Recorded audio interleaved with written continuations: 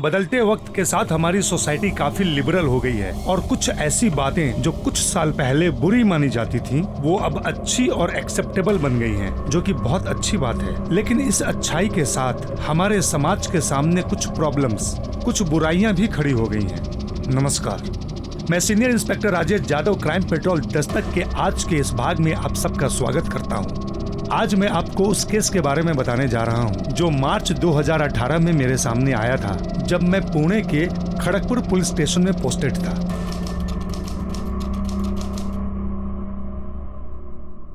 सिर्फ ध्रुव को ही नहीं, पूरे क्लास को पता चल गया कि मैडम ध्रुव को पसंद करने लगी है।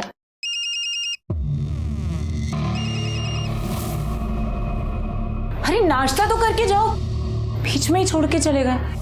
हेलो, तुम्हें समझ में नहीं आता? एक बार तुम्हें मना किया था ना मैंने कि फोन मत करना। तो मेरा फोन क्यों नहीं उठा रहे थे? अरे बिजी था इसलिए नहीं उठाया फोन तुम्हारा मैंने। मकान मालिक जब भी मुझे मिलता है हमेशा यही पूछता है, आपके पति आपके साथ नहीं रहते क्या? अब तुम ही बोलो कि उन्हें क्या बोलूं मैं? अरे वो कौन होता है ये सब पूछने वाला? उसका क्या लेना देना इन सब बातों से? देखो, फालतू में गुस्सा मत करो, तुम घर आ जाओ, उनका मुंह खुद ब खुद बंद हो जाएगा। और देखो, अगर मैं मुश्किल में पड़ी ना तो फिर तुम्हें भी मुश्किल में डालूं। तुम धमकी दे रही हो मुझे? धमकी नहीं दे रही हूँ, बस बता रही हूँ, अगर मुझे ये घर छोड़ना पड़ा ना तो फिर मुझे तुम्हारे घर पे आके तुम्हारी बीवी के साथ रहना पड़ेगा। बकवास बंद करो, आज आ रहा हूँ मैं। पर बस याद रखना तुम्हें पैसे लेकर आने हैं। उसी के इंतजाम में लगा हूँ। Okay bye.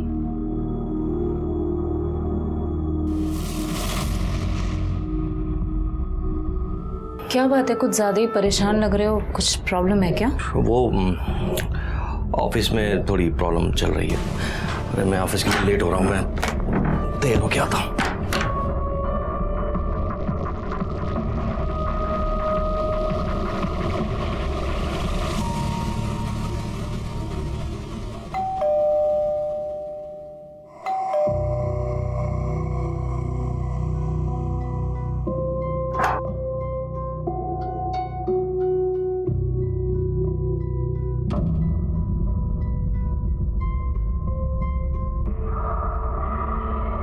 आओ आओ।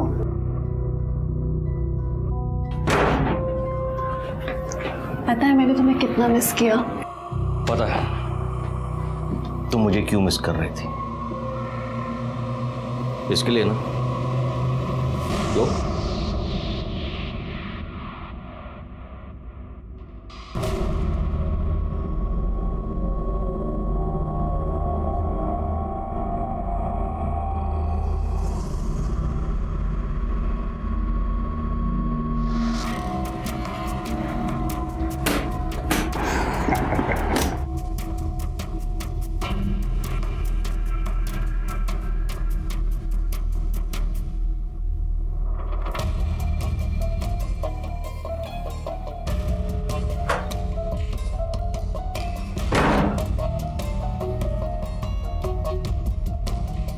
बहुत स्ट्रेस्ड लग रहे हो, तुम रिलैक्स करो, मैं तुम्हारे लिए ड्रिंक लाती हूँ।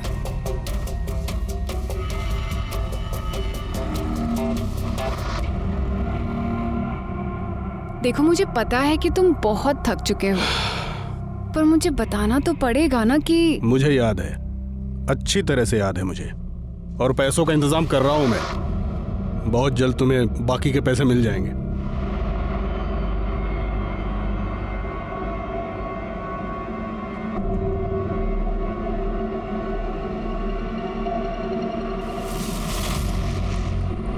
पहले मुझे मेरे पैसे दो, उसके बाद तुम्हें जो चाहिए होगा सब मिलेगा।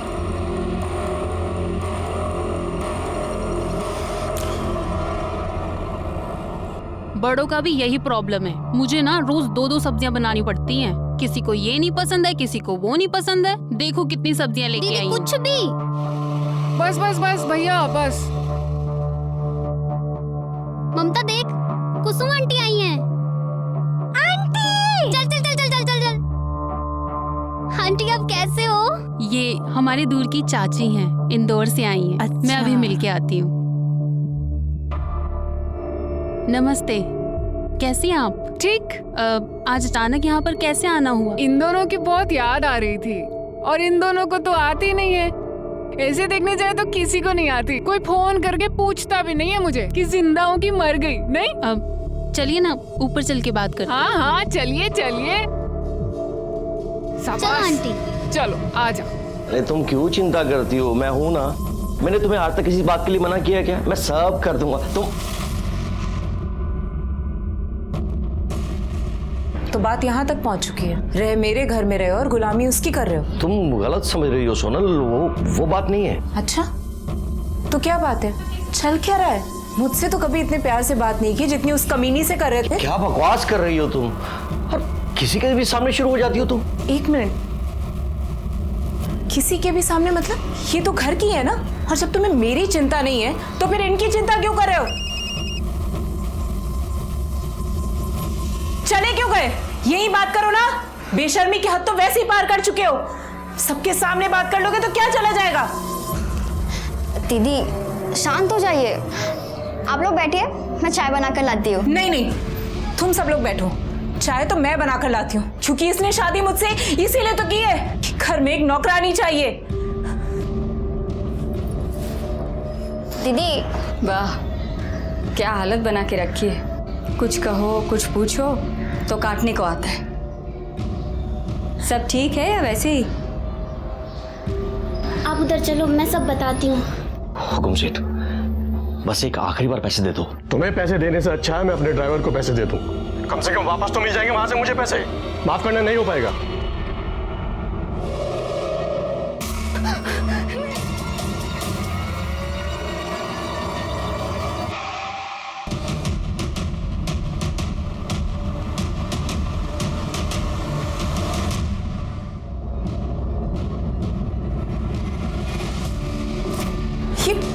ये लिपस्टिक है ना?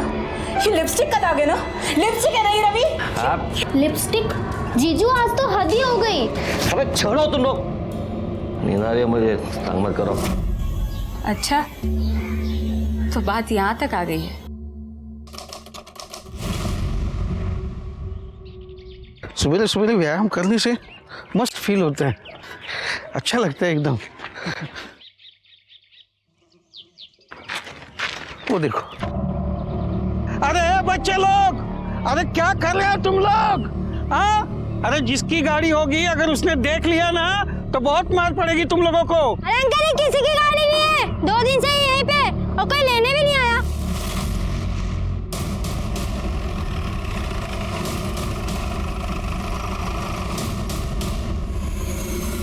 साहब, बच्चे लोग बोल रहे थे कि गाड़ी 2 दिन से इधर ही पड़ी हुई है। मुझे तभी डाउट हुआ कि कोई इतनी महंगी गाड़ी ऐसे कैसे छोड़ के जा सकता है सड़क पर, वो भी खुली हुई। इसलिए मैंने तुरंत आपको फोन कर दिया। भाग, गाड़ी जमा दे, चेक करा कई पेपर्स वगैरह का है का? ओके सर, कर दे। मैडम आजू बाजू चेक करा कई बैठता है का? साहब, कार में बम तो लगा के नहीं गया ना?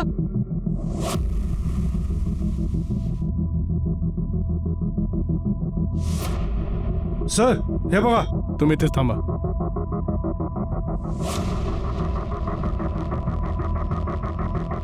ये देखिए सर, देसी रिवॉल्वर के बुलेट्स। इसका कनेक्शन इस गाड़ी के साथ है या फिर यहाँ पे कुछ और भी वारदात हुई है? फिलहाल इसे बैलिस्टिक के लिए भेज दो।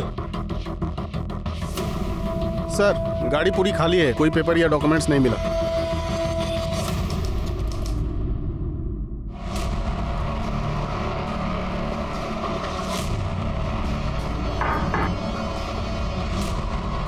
तू यहाँ, तुम्हारी हिम्मत कैसे हुई आने की? चलेगा यहाँ से? अरे अपनी मर्जी से थोड़ी आया हूँ, वो तो दीदी ने भेजा पैसे के लिए। अरे भाड़ में गई तेरी दीदी, चल निकल यहाँ से, निकल। सिकोली, इसे धक्के मारकर यहाँ से बाहर निकालो। चल निकल, और आइंदा से दिखना नहीं चाहिए मेरे को, हैं? वरना तुम्हारी ख्याल नहीं। चल निकल। ये आपने ठीक नहीं किया जीजा जी।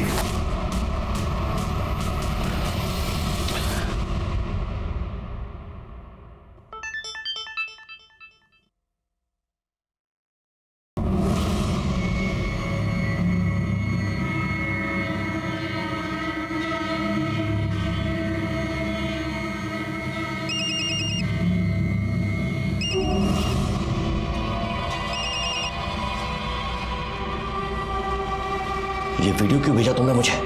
ताकि तुम्हें याद दिला सकूं कि तुम्हें मुझे पैसे देने हैं। मुझे ब्लैकमेल करना बंद करो, वरना अच्छा नहीं होगा। सॉरी, पर मैं भी तो वही कर रही हूँ ना जो तुमने किया। मेरे भाई को पैसे देने के बजाय उसे सबके सामने बेइज्जत कर दिया, उसे उठाकर बाहर निकाल दिया। तुम्हें पता है वो कितना रो रहा है? अब उस वजह से ना मुझे भी बहुत दुख हो रहा है। सोच रही हूँ कि ये वीडियो ना तुम्हारी बीवी को भेज दो, तो फिर सब ठीक हो जाएगा, है ना? नहीं, देखो ऐसा मत करना, ऐसा कभी मत करना। मैं आता हूँ तुम्हारे पास, मैं आके बात करता हूँ, ठीक है? मैं अभी आ रहा हूँ।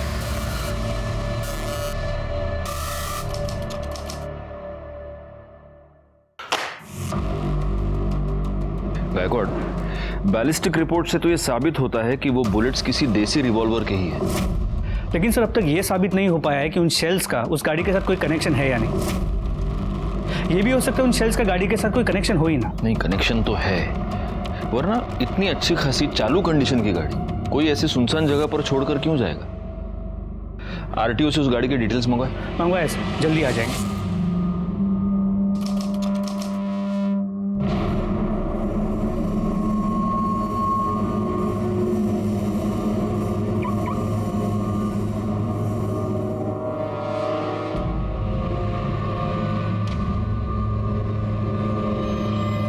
मुझे सिर्फ 2 दिन का टाइम दे दो। 2 दिन में मैं पूरे 1 करोड़ रुपए तुम्हें ला के दे दूंगा, लेकिन प्लीज मुझे इस वक्त सिर्फ 2 दिन का टाइम दे दो प्लीज। और अगर पैसे नहीं अरेंज हुए तो? तुम्हें जो अच्छा लगेगा ना तुम वो करना, और मैं तुम्हें कुछ नहीं बोलूंगा, प्रॉमिस। ठीक है। Thank you.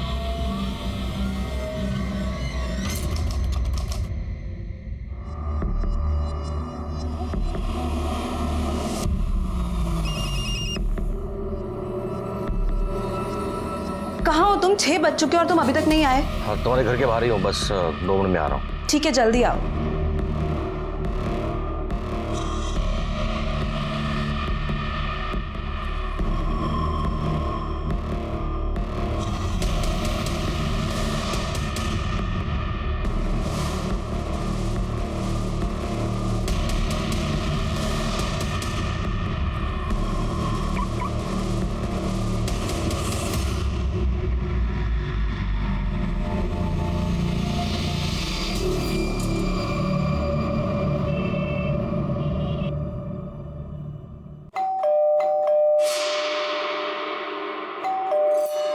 अरे कोई खोलता क्यों नहीं? कितनी देर से बेल बजा रही हूँ। अरे शशिकला ताई, कोई फायदा नहीं है। मैं 1 घंटे पहले डोरबेल बजा के गया हूँ। अरे पुलिस को बुला लेते हैं, 2 दिन से दरवाजा बंद है, इतनी गंदी बदबू आ रही है, पता नहीं अंदर क्या हुआ है।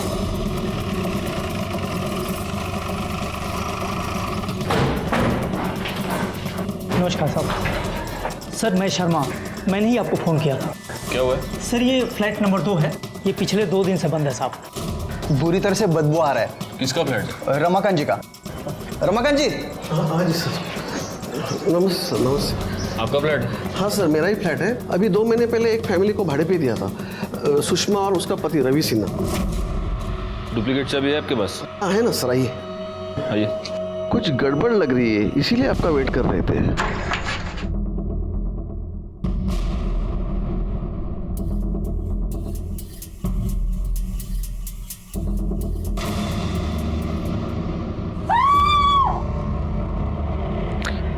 इन सबको बाहर निकालो। गायकवाड़, पूरे घर की तलाश लो, देखो कुछ मिलता है क्या। सर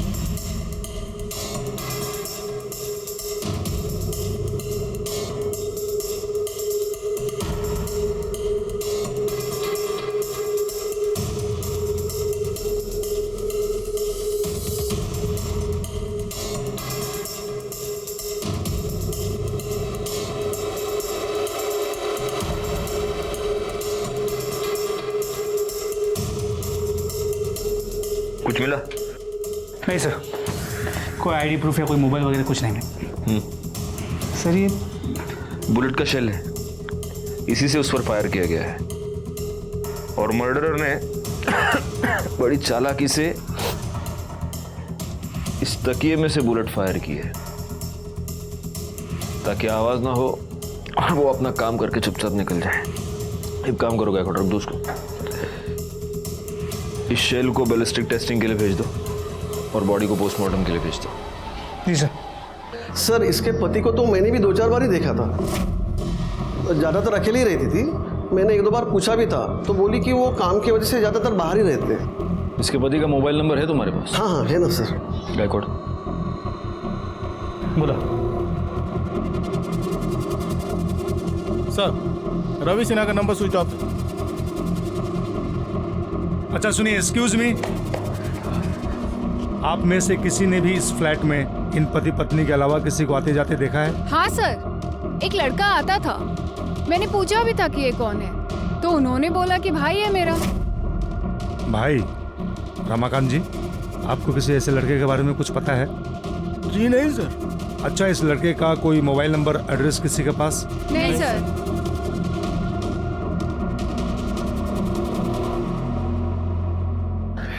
गायकवाड़, इस रमाकांत से रेंट एग्रीमेंट की कॉपी ले लो और ये जो सीसीटीवी कैमरा है उसका फुटेज निकलवाओ, शायद उसमें कुछ मिल जाए। हाँ अभी रखो तुम फोन, मैं बाद में फोन करता हूँ। चलो रखो। सर, इस रेंट एग्रीमेंट में रवि सिन्हा ने अपना परमानेंट एड्रेस अपने ऑफिस का एड्रेस दिया है, मतलब ओसवाल कंस्ट्रक्शन के ऑफिस का एड्रेस। और रवि और सुषमा दोनों के फोन अभी भी स्विच ऑफ है। सर सुषमा जो सिम यूज़ कर रही थी वो नंबर के लिए उसने अपने पिछले वाले फ्लैट का एड्रेस दिया था जो 6 महीने पहले छोड़ दिया उसने। एक काम करो, सुषमा और रवि दोनों के मोबाइल लोकेशन और कॉल डिटेल्स निकालो। Okay sir. अच्छा, उस गाड़ी के बारे में कुछ पता चला किसकी है? जी सर, आरटीओ से पता चला कि वो गाड़ी किसी अजय किर्लोस्कर के नाम पे रजिस्टर्ड है, जो फिलहाल शहर से बाहर गया हुआ है। उसे बोल दिया है कि जैसे वो वापस आता है पहले पुलिस स्टेशन है। वो जब आएगा तब देखेंगे। फिलहाल एक काम करो, इस रवि सिन्हा के ऑफिस में जाकर पूछताछ करो। सर रवि सिन्हा वो तो 2-3 दिन से छुट्टी पे हैं, 12 मार्च एंड 13 मार्च, मगर आज आने वाले थे, अभी तक आए नहीं। मैंने उन्हें फ़ोन भी लगाया मगर उनका फ़ोन नहीं लग रहा है। बस सर आप ये सब बातें हमसे क्यों पूछ रहे हैं? Is there any problem? वो एक्चुअली उनकी वाइफ का मर्डर हो गया। वाइफ का मर्डर? कब? पक्का तो नहीं कह सकते, लेकिन शायद परसों शाम। अभी 1 घंटा पहले तो मेरी उनकी वाइफ से बात हुई है, ऐसा कैसे हो सकता है?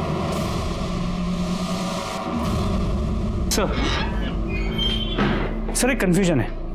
रवि सिन्हा के ऑफिस के एचआर से पता चला है कि उसकी एक्चुअल वाइफ का नाम तो सोनल सिन्हा है और वो भक्ति पार्क में रहती है अपनी दोनों बहनों के साथ। तो फिर ये सुषमा सिन्हा कौन है?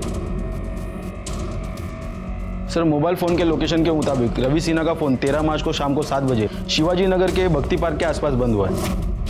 और सर सुषमा का फ़ोन रात को 10:30 बजे उसके घर से भक्ति पार्क तक ट्रैवल करता दिख रहा है और उसका फ़ोन रात को 11 बजे वही आसपास बंद हुआ है। अब इसकी जड़ तक पहुंचने के लिए हमें भक्ति पार्क ही जाना होगा, क्योंकि वहीं पर जाकर दोनों के फ़ोन स्विच ऑफ हुए हैं और भक्ति पार्क में ही इसकी सो कॉल्ड ऑफिशियल वाइफ भी रहती है। चलो। क्या वहां भी नहीं पहुंचे? प्लीज आपको कुछ भी पता लगता है तो जल्दी बताइए।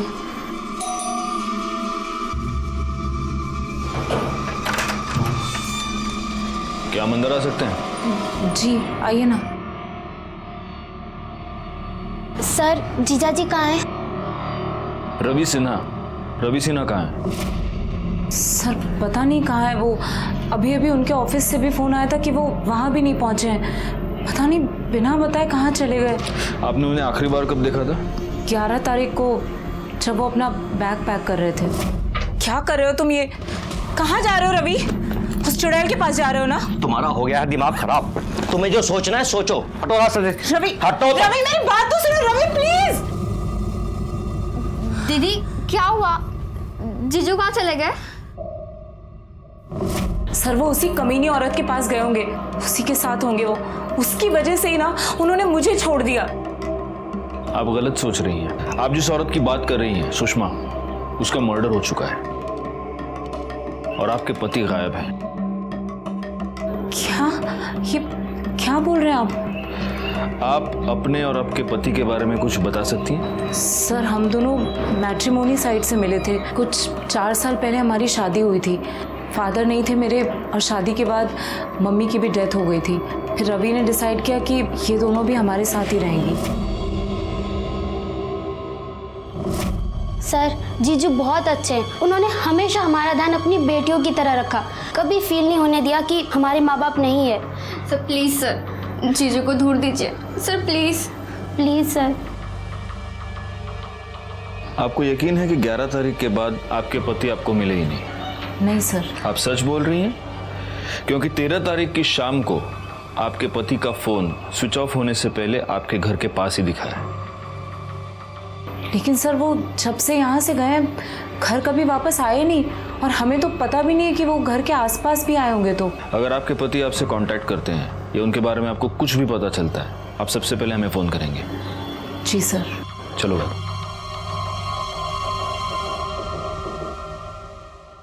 ये लॉबी का कैमरा चल रहा है?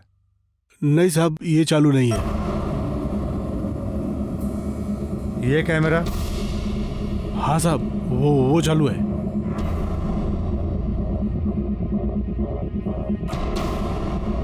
बैकवर्ड, मुझे इस कैमरे के 11 से 13 मार्च के बीच की सारी फुटेज चाहिए, और वो सोनल और उसकी दोनों बहनें ममता और कामना, उनके मोबाइल लोकेशन और कॉल डिटेल्स वो भी निकलवाओ। सर, तो सुषमा के पोस्टमार्टम रिपोर्ट के मुताबिक उसकी मौत 13 मार्च को रात 10 और 11 के बीच हुई और उस पर फायर किए गए बुलेट्स, और घर में मेरे बुलेट शेल के बैलिस्टिक रिपोर्ट से ये कंफर्म हुआ है कि उसके मर्डर में high and Smith and Wesson gun इस्तेमाल हुई है। गायकवाड़, सुषमा के घर में हमें फोर्स्ड एंट्री का कोई भी निशान नहीं दिखा। इसका मतलब उसका मर्डर किसी ऐसे आदमी ने किया है जिसको वो जानती थी, और हो सकता है कि वो आदमी रवि सिन्हा ही हो। रवि सिन्हा का फोन शाम को 7 बजे स्विच ऑफ हो गया भक्ति पार्क में, इसलिए अब हमें यह पता लगाना मुश्किल है कि जब सुषमा का मर्डर हुआ तब रवि सिन्हा कहाँ था। सर, हमें जो लावारिस कार मिली थी उसका ओनर आ गया। मैंने तो सिन्हा के एजेंट को सारे डॉक्यूमेंट दिए थे, पता नहीं उसने अब तक ट्रांसफर क्यों नहीं किया। एक मिनट, आपने ये गाड़ी रवि सिन्हा को बेची थी? हाँ साहब, कोई प्रॉब्लम है क्या?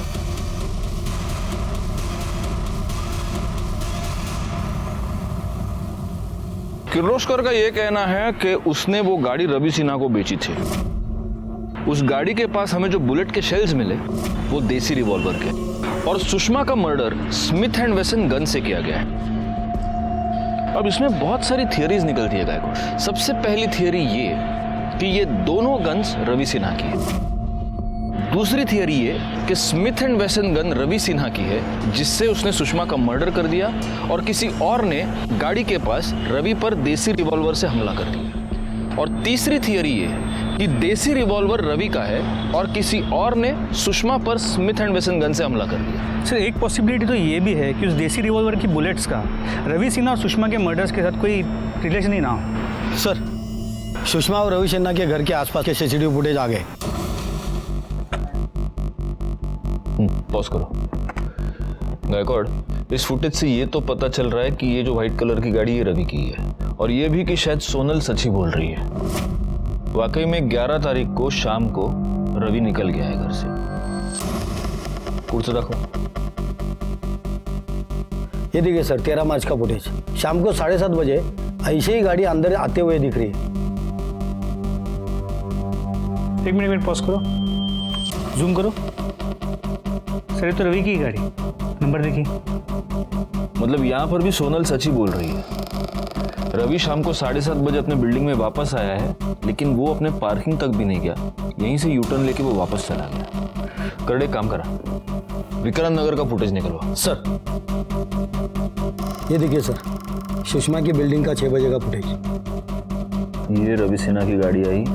ये एक मिनट, रिकॉर्ड पॉज करो, पीछे लो। हाँ, यार पॉज करो, जूम करो। ये देखो, इसके ये पीछे क्या है? सर, ये तो गन लग रही है। इसका मतलब ये शाम को 6 बजे ही गन लेकर सुषमा के घर गया था, लेकिन पीएम रिपोर्ट के मुताबिक तो सुषमा का मर्डर रात को 10 से 11 के बीच हुआ है। ओह, तो ये शाम को 6 बजे गन लेकर सुषमा के घर गया, लेकिन तब ये सुषमा का मर्डर कर नहीं पाया। फिर ये वापस भक्ति पार्क अपने घर गया, फिर ये भक्ति पार्क से निकला और रात को ये सुषमा का मर्डर करने के लिए वापस गया। एक काम करो, रात को 10 बजे का फुटेज चेक करो।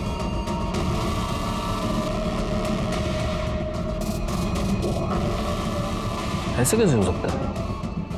मतलब रात को रवि सिन्हा वापस आया ही नहीं?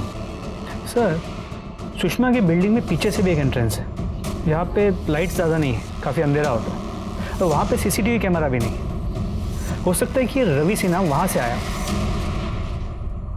इस केस में हमारे पास थियरी की कोई कमी नहीं थी। लेकिन सबूत की कमी थी। वैसे रवि सिन्हा के मोबाइल लोकेशन से हमें काफी कुछ बातें पता चली थी। 11 तारीख की रात को रवि सिन्हा इंदौर गया।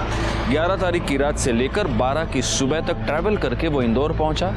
13 की सुबह वो इंदौर से वापस निकला और शाम तक पुणे आया। जिन बच्चों और बुजुर्गों को रवि की गाड़ी मिली थी, उन्होंने यही बताया था कि 13 तारीख की रात से वो गाड़ी वहीं पर थी। ममता, कामना और सोनल के मोबाइल रिकॉर्ड से ये पता चला कि ये तीनों औरतें 13 तारीख की रात से लेकर अगले दिन सुबह तक अपने घर पर ही थी।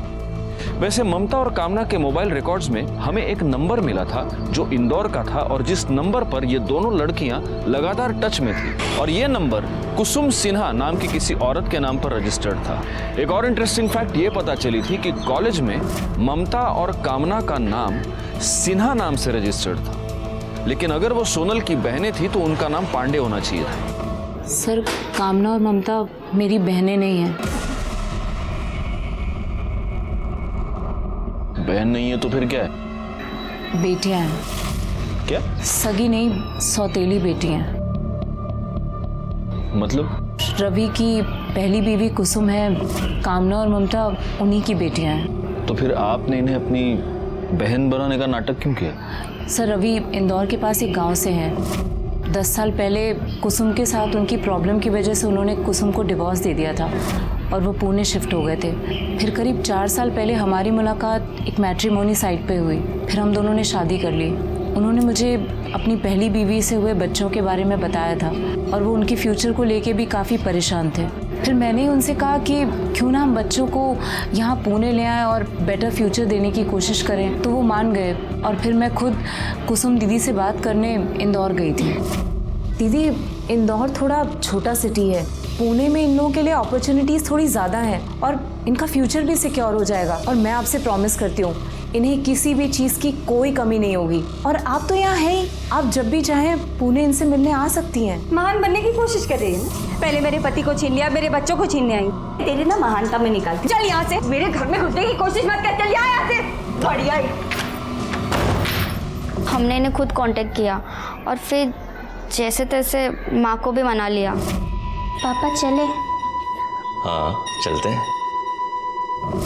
तब से ये दोनों यहाँ रहने लगी और रवि तो आज भी कुसुम दीदी को उनका खर्चा देते हैं। नहीं, लेकिन अभी भी मेरे एक बात समझ में नहीं आ रही कि रवि अपनी ही बेटियों को अपनी सालिया बनाकर यहाँ पर क्यों रख रहा था? सर, उन्हें लगता था कि अगर वो इन्हें अपनी बेटियां बताएंगे तो उनके करियर में प्रॉब्लम हो सकती है। उनके ऑफिस में कोई नहीं जानता था कि उनकी पहले भी एक शादी हो चुकी है और उससे उन्हें बच्चे हैं। खैर, 11 तारीख के बाद रवि ने आपसे कांटेक्ट करने की कोई कोशिश की? उसकी कोई खबर? नहीं सर। हाँ बोलो। ठीक है, हम वहाँ आते हैं। सर, एक आदमी की डेड बॉडी मिली है। कहाँ पर? सर, उस दिन में जो गाड़ी मिली थी उसके पास एक मटन शॉप है, उसके पीछे। ये रुक, पुलिस आ गई, फोन रख। साहब, मैं रमजान, मैं ही आपको फोन किया था। आओ पीछे की साइड।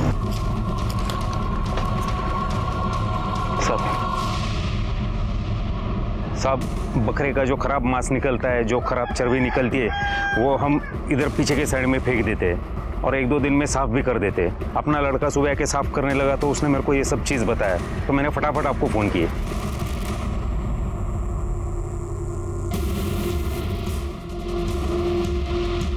सर, पेट पे मल्टीपल स्टैबिंग की गई और शायद मौत की वजह भी यही है और चेहरा भी बुरी तरह कुचला गया है। शायद उसकी पहचान ना हो सके इसलिए।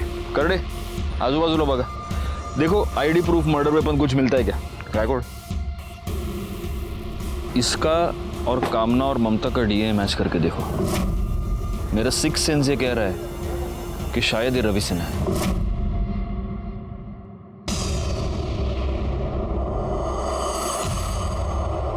सर, आपका सिक्स सेंस सही निकला। उस बॉडी का डीएनए कामना और ममता के डीएनए के साथ मैच करता है।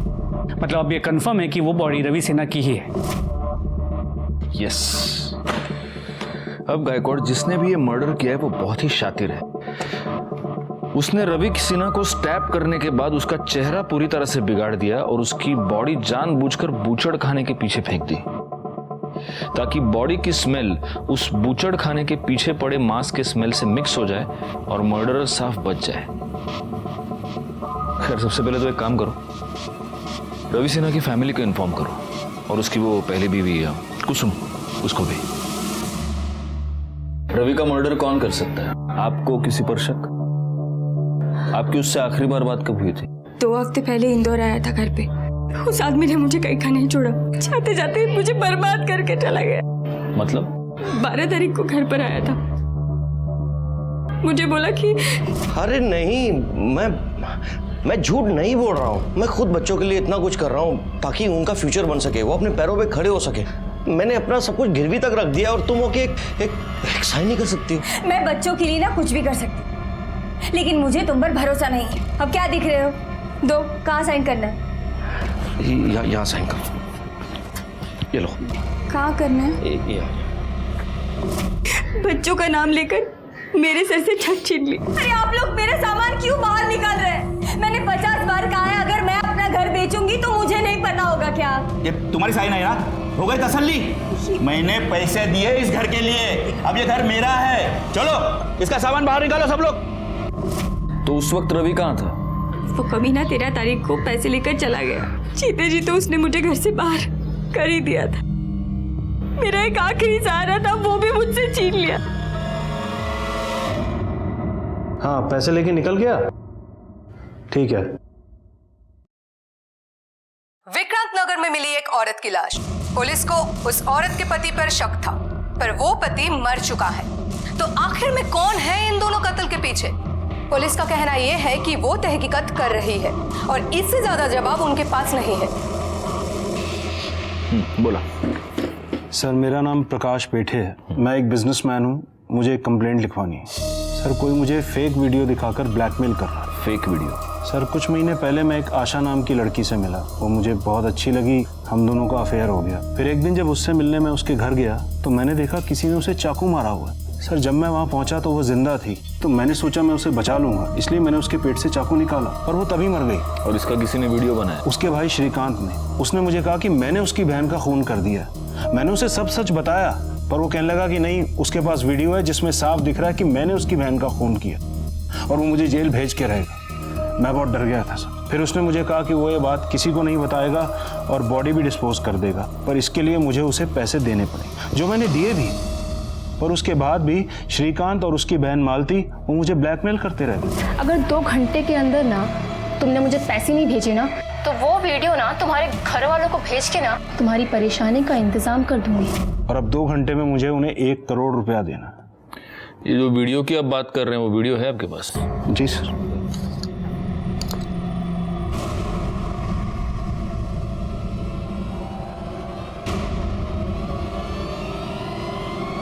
एक मिनट, इस वीडियो में ये जो लड़की दिख रही है, ये क्या नाम बताया ना? आशा? जी। नहीं, आशा नहीं, ये तो सुषमा है और इसका मर्डर 13 तारीख को हुआ है। एग्जैक्टली सर, मैं भी यही कह रहा हूँ। एक लड़की 2 बार कैसे मर सकती? बैकवर्ड, ये कोई बहुत बड़ा स्कैम लग रहा है। मतलब सुषमा ने आपको झूठे प्यार के जाल में फंसाया, फिर उसका फेक मर्डर किया गया और इसके फेक मर्डर के लिए अब इसका वो सो कॉल्ड भाई और बहन आपको ब्लैकमेल कर रहे हैं। बैकवर्ड, अब हम भी एक जाल बिछाते हैं, उस जाल में शायद ये असली कल्प्रिट पकड़े जाएं।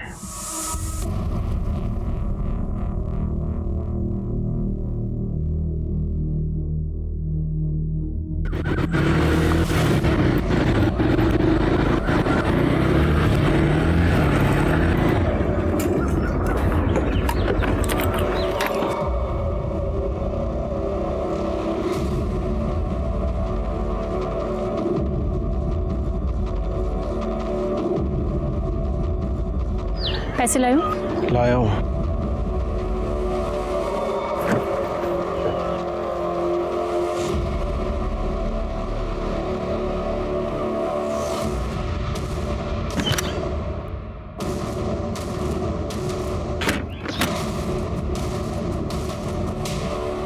अब तुम्हारी फुल एंड फाइनल पेमेंट हो गई है, अब तुम फ्री हो।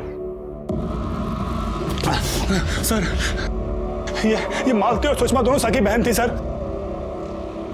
जैसे सुषमा ने प्रकाश को अपने जाल में फंसाया था, वैसे ये मालती ने पैसों के लिए रवि को अपने जाल में फंसा लिया था सर। पाटिल मैडम, कन्या भी सच बोलना चाहती, उसकी भी मदद करो, उसको भी मिर्ची खिलाओ। नहीं, मैं बता रही हूँ सुषमा ने प्रकाश के सामने मरने का नाटक किया था। वैसे मैंने भी रवि के सामने मरने का नाटक किया और सुरेंद्र ने उसका वीडियो बनाया था। सुरेंद्र ने रवि को भी लाश को ठिकाने लगाने के बदले में पैसे मांगे थे। पहले तो रवि बहुत रोया, बहुत गिड़गिड़ाया, लेकिन जब सुषमा ने उसे धमकी दी कि अगर उसने पैसे नहीं दिए तो वो वीडियो उसकी वाइफ को भेज देगी, तब वो मान गया। तो सुषमा और रवि की वाकई में शादी हुई थी? नहीं सर, वो लोग झूठ बोलकर विक्रांत नगर में रहते थे।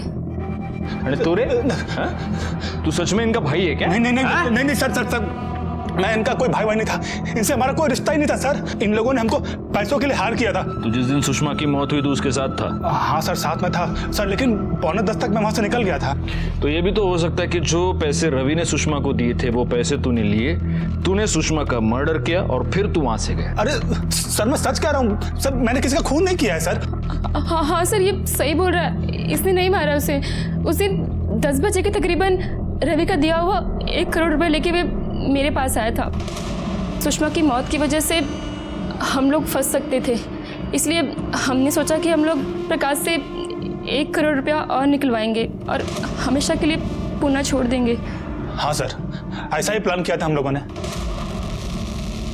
रवि के पास सुषमा के मर्डर का मोटिव था, लेकिन पोस्टमार्टम रिपोर्ट के मुताबिक रवि की मौत 13 तारीख को शाम 6 से 8 के बीच हुई थी, जबकि सुषमा की मौत 13 तारीख को रात 10 से 11 के बीच, यानी रवि सुषमा से पहले मर चुका था। रवि की मौत ने उसे इनोसेंट साबित कर दिया। ना ही रवि के केस में हमारे पास कोई क्लू था और ना ही सुषमा के। तभी हमने कामना के कॉल रिकॉर्ड से वो नंबर निकाले जिनसे वो लगातार टच में थी। उसमें से एक नंबर 13 तारीख को शाम 5 बजे से लेकर रात को 11 बजे तक उसके घर के पास एक्टिव था। जब हमने पूछताछ की तो हमें ये पता चला।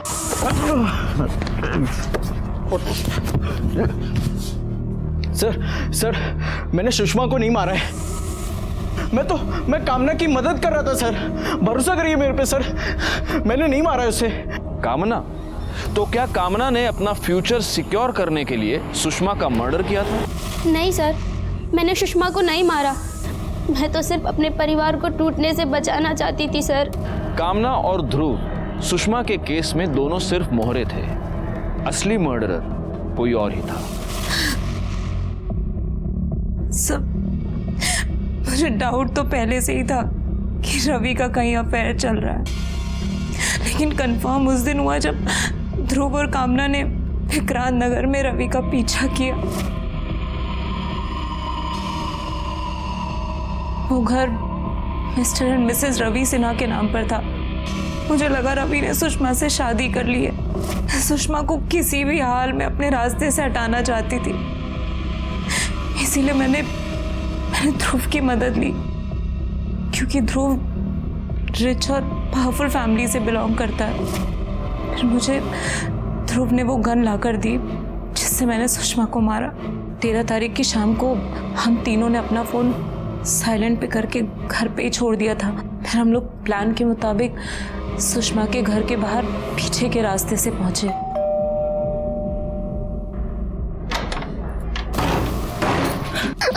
कौन आप लोग? क्या चाहिए? मेरा पति। सुषमा को मारने के बाद मैंने उसका फोन उठाया और अपनी बिल्डिंग के पास लाकर डिस्ट्रॉय कर दिया। मैंने इस शादी को बचाने के लिए क्या कुछ नहीं किया सर, लेकिन उसने उस सुषमा से शादी करने से पहले मेरे बारे में एक बार भी नहीं सोचा। सोनल, तुम्हारी जानकारी के लिए बता देता हूँ, रवि और सुषमा की शादी कभी नहीं हुई थी। सुषमा, उसका भाई और उसकी बहन मालती, तीनों ने मिलकर रवि को झूठे प्यार के जाल में फंसाया था और वो तीनों उसे ब्लैकमेल कर रहे थे। सुषमा का मर्डर केस तो सॉल्व हो गया, लेकिन रवि का मर्डर किसने किया? सोनल अपने पति का मर्डर नहीं कर सकती क्योंकि वो अपने पति को अपने पास वापस लाना चाहती थी, और इन दोनों लड़कियों का तो उनके बाप के अलावा कोई फ्यूचर ही नहीं था। समझ में नहीं आता रवि को मारने का मोटिव किसके पास था।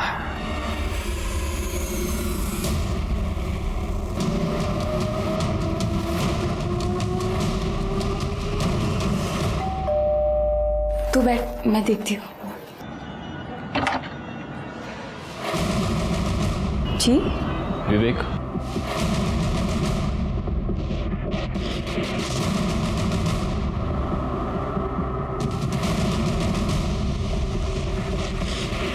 विवेक सिन्हा, महाराष्ट्र पुलिस। विवेक, सिर्फ एक सवाल तुमसे पूछना है, तुमने अपने पिता रवि सिन्हा का खून क्यों किया? सर आप ये क्या कह रहे हैं? जो सच है वही बोल रहा हूँ। जैसे कि 13 मार्च को आपका बेटा पुणे गया था, रवि इंदौर से पुणे गया और उसके पीछे पीछे ये भी गया, और ये मैं नहीं कह रहा, ये इसके मोबाइल की लोकेशन कह रही है। देखो, हम ये कंफर्म जानते हैं कि तुमने अपने पिता का खून किया है। अब अच्छा होगा अगर तुम ही बता दो कि कैसे किया और क्यों किया। क्योंकि वो बहुत ही कमीना बाप था। 10 साल पहले सोनल से शादी करने के लिए मेरी माँ को छोड़कर चला गया। मेरे लिए नहीं तो बच्चों के लिए रुक जाइए, ऐसा मत कीजिए, ऐसा मत कीजिए। फिर मेरी बहनों को भी हमसे अलग कर दिया उसने। काम ना ममता, अगर तुम दोनों यहाँ से गई तो हमारा तुमसे कोई रिश्ता नहीं रहेगा।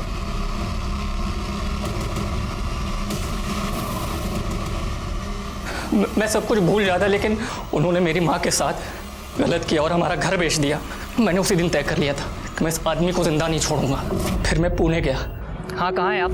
मुझे आपसे मिलना है, कुछ ज़रूरी बात करनी है। ठीक है, तुम 15 मिनट के बाद मुझे करवे चौक के पास मिलो। फिर उन्होंने मुझे वहाँ से पिक किया और एक सुनसान सी जगह में ले गए और अपना मोबाइल फ़ोन स्विच ऑफ कर लिया ताकि हमें कोई डिस्टर्ब ना कर सके, और अपना वही दुखड़ा सुनाने लगे। बेटा, मैं एक औरत के चक्कर में बुरी तरह से फंस गया हूँ, बहुत बुरी तरह से। अगर मैं उसे पैसे नहीं देता ना तो वो मुझे बर्बाद कर देती। बेटा, मैं बहुत जल्द तेरी मम्मी का घर तुझे वापस दिलवा दूंगा। मुझे उससे कोई मतलब नहीं, मुझे मेरी माँ का घर वापस चाहिए बस, वरना मैं तुझे जिंदा नहीं छोड़ूंगा। अरे बदतमीज, अपने बाप के।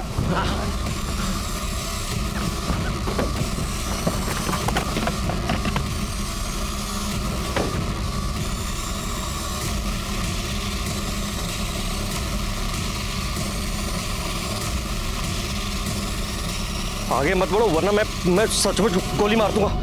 कुचड़ खाने के पीछे फेंक दी, चाकू मैंने रास्ते में एक नदी में फेंक दिया था।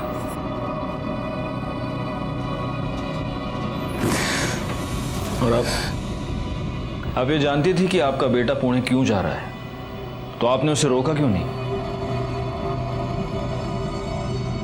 पहले सोचा उसे रोक लूं, फिर लगा